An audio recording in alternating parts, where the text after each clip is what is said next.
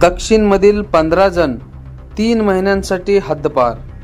दक्षिण सोलापूर तालुक्यातील मंद्रुप, होडगी, टाकळी, निंबर्गीसह विविध गावातील 15 जणांना लोकसभा निवडणुकीपूर्वी 3 महिन्यांसाठी हद्दपार करण्यात आले आहे।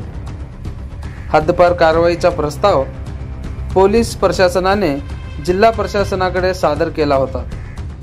त्यानुसार उपविभागीय अधिकारी विठ्ठल उदमले यांनी 15 मार्च रोजी 15 जणांच्या हद्दपारीचा आदेश काढला।